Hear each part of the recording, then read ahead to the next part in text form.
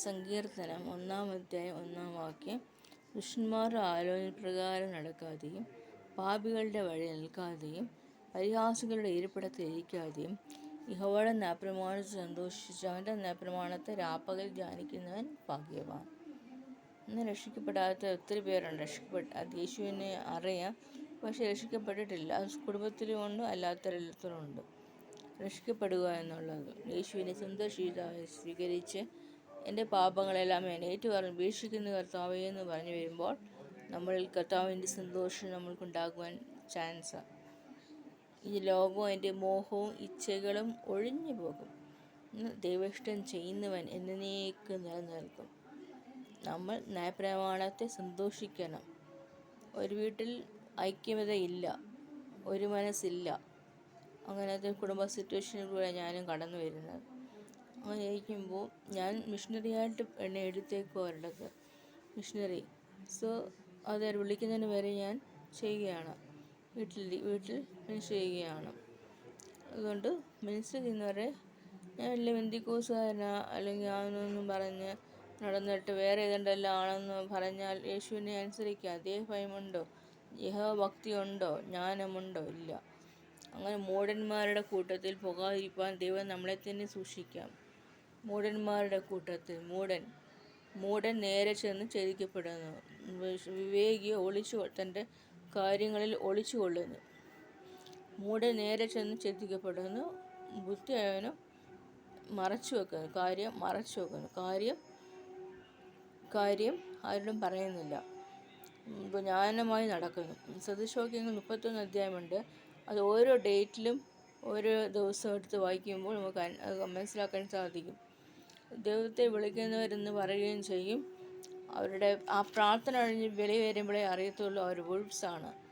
Wolves അവർ broad വേയിലാണ് പോയിക്കൊണ്ടിരിക്കുന്നത്, narrow വേയിൽ അല്ല. അവരുടെ പോക്ക് അവർ തരുന്ന അവരുടെ സ്പിരിറ്റ് ഓഫ് ഫ്രൂട്ട്സ് കൊണ്ട് നമ്മൾക്കറിയാൻ പറ്റും അവർ നല്ല നേരെയാണ്. അവർ പറയുന്ന ഉപദേശത്തിൽ കൂടിയാണ് നമ്മളെയും അവരെ അറിയുന്നതെന്ന് നമുക്ക് പിന്നെ മനസ്സിലാക്കാൻ സാധിക്കും.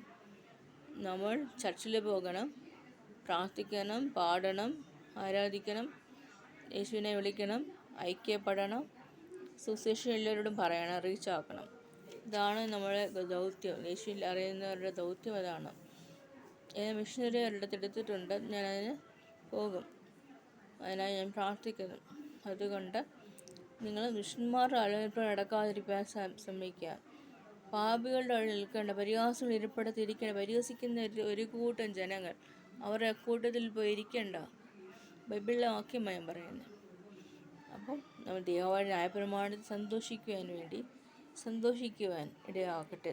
ദൈവത്തിൻ്റെ വചനങ്ങൾ വായിക്കുവാൻ ആഗ്രഹവും തീവ്രതയും സന്തോഷിക്കപ്പെടുവാൻ ഇടയാക്കട്ടെ.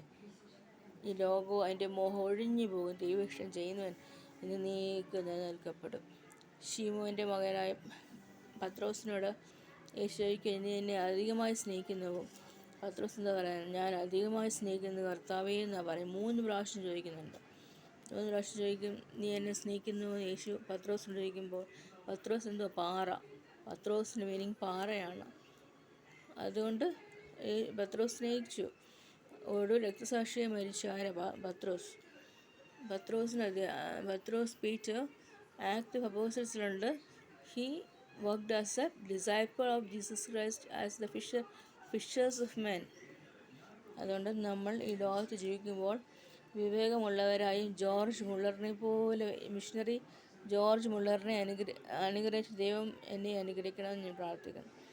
എനിക്ക് വളരെ സന്തോഷമുള്ള ഒരു മോഡലാണ് ജോർജ് മുള്ളർ. ഇന്ന് മാത്രം പ്രാർത്ഥിച്ചു, എല്ലാത്തിനും മറുപടി കണ്ടിരിക്കുന്നു.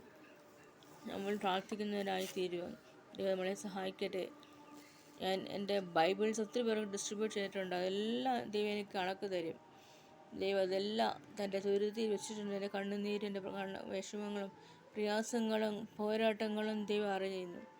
യേശുവിനെ സ്നേഹിക്കുന്നവർക്ക് ഈ ലോകത്തിൽ കഷ്ടതകളേ ഉള്ളൂ. എന്നാൽ അത് ദൈവനാമത്തിന് വേണ്ടി എടുക്കുമ്പോൾ സ്തേഫാനോസിനെ പോലെ നമ്മൾ കടന്നു പോകുവാൻ കർത്താവിൻ എന്നെ സഹായിക്കട്ടെ. സ്തെഫാനോസിൻ്റെ അനുഭവമാണ് നമ്മൾ അറിയേണ്ടിക്കേണ്ടത്.